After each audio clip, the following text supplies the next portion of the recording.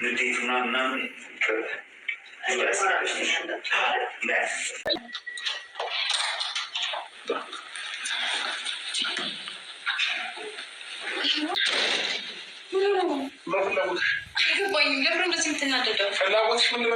ጋሽ አሸብርዬ ፍላጎቷማ አንተን እንዳቃጠልካት መልሳ አንተን ለማቃጠል ነው።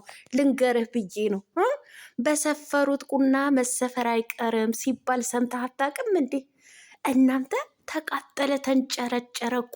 ፍላጎትሽ ምንድን ነው ደግሞ? አማቻችን ደስታችን ማለት ነው። በደንብ ያቃጥላል። በደንብ ነው ያቃጠለው ማለት ነው። ኧረ አማቻችን የብረት መዝጊያን እውነት ነው የምላችሁ። ቤተሰብ ላይክ፣ ሼር፣ ሰብስክራይብ እያደረጋችሁ እስከ መጨረሻው ከእኔ ጋር ሆኑ።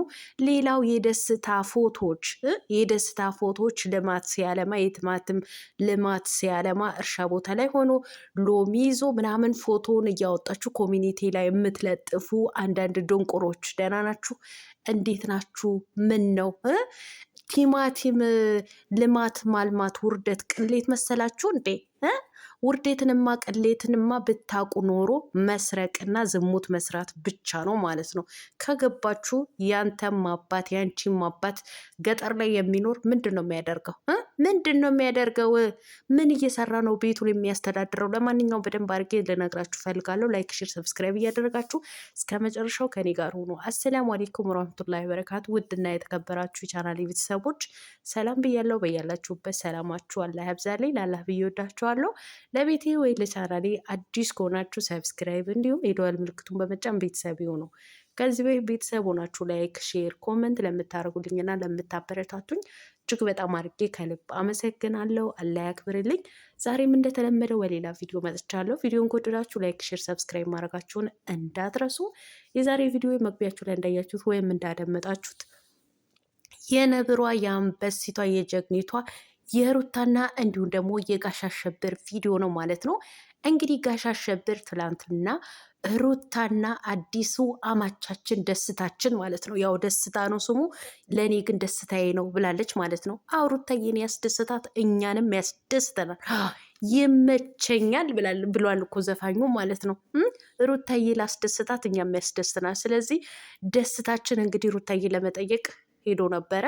እዛው በተቀመጡበት ጋሽ አሸብር ገብቷል። ከዛ አጨበጨበላቸው አልኳችሁ። ምን ሊያደርግ ነው የመጣው? ለምንድን ነው የመጣው እንዴ ጋሽ አሸብር? ለነገሩ ሩታም እኮ ልክ ልኩን ነግረዋለች።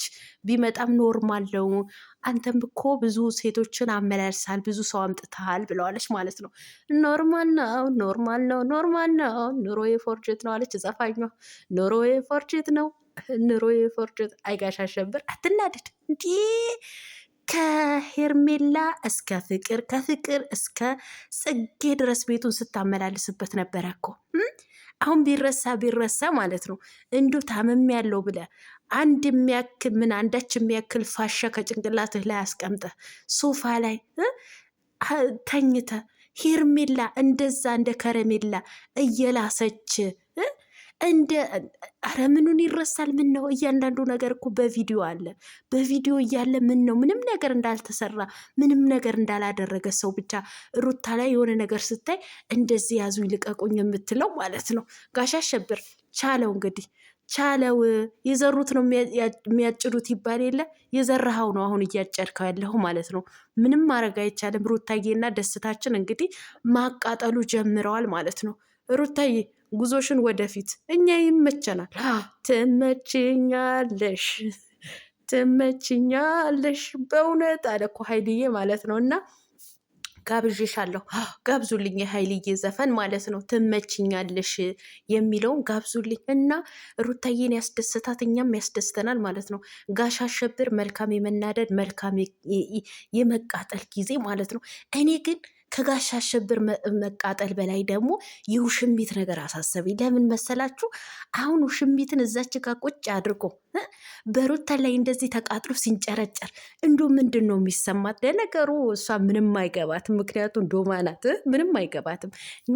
ግን ውሽሚትዬ በዚህ አጋጣሚ ልንገርሽ፣ ሚስቱ ነው የሚፈልገው፣ አንቺን አይፈልግም። አንቺ ይኸውልሽ ባጣሽ ቆይ ነሽ፣ መደበሪያ ነሽ። እውነቴን ነው። አሁን አንቺ ቁጭ አድርጎ ሩታ ጋር ሄዶ እንደዚህ መንጨርጨር አልነበረበትም። ነገር ግን ስለሚወዳት የልጁ እናት ስለሆነች ነው። ነጌ እሺ ብትለው ራሱ ወደ ሩታዬ እንደሚመጣ ማወቅ አለብሽ። ስለዚህ አንቺንም መንገድሽን ጠረግ ጠረግ እያደረግሽ የራስሽን እጣ ፋንታ ፈልጊ፣ በሰው ባል ላይ እዛው ከምትከመሪ ማለት ነው። ልንገርሽ ብዬ ነው፣ እኔ ለአንቺ ብዬ ነው፣ ልንገርሽ ብዬ ነው ማለት ነው። እና ጋሽ አሸብርዬ ምን ፈልግሽ ነው? ፍላጎትሽ ምንድን ነው ያልከው? እኔ ልንገርህ ሩታዬ፣ ያው የኔ ፍላጎት ለአንተ መንገር አይጠበቅብኝም ብላለች ማለት ነው። እኔ ደግሞ የዋህ ስለሆንኩ ልንገርህ ብዬ ነው። ሩታዬ እንዳቃጠልካት ልታቃጥል ርር ቅጥል ልታረግህ ማለት ነው። አየህ ምን ያክል እንደሚሰማ ምን ያክል እንደሚያቃጥል አወቀው አይደለ? ትላንትና አንተም እንደዛ ስትንቦጫረቅ ሩታዬ እንደዚህ ነበር እየተሰማት የነበረው ማለት ነው።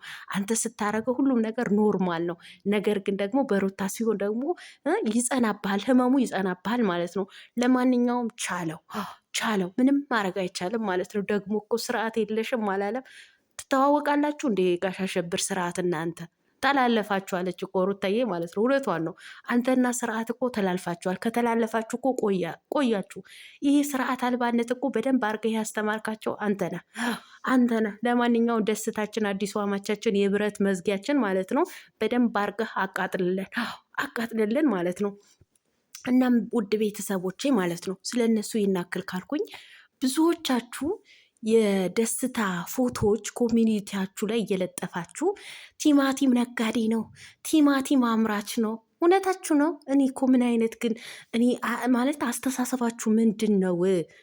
እኛ በገጠር የወጣ ልጆች ገጠር ላይ ተወልደን ያደግን እናታ ማለት አባቶቻችን ገበሬ የሆንን ምን እያለሙ ነው? ምን እየሰሩ ነው? እኛን ያሳደጉን፣ የመገቡን፣ ያለበሱን፣ ያስተማሩን ማለት ነው። ግብርና መሰለኝ ግብርና። ስለዚህ ቲማቲም አምርቶ ስለሸጠ ቅሌት ነው እንዴ? በእናንተ ውርደት ነው እንዴ?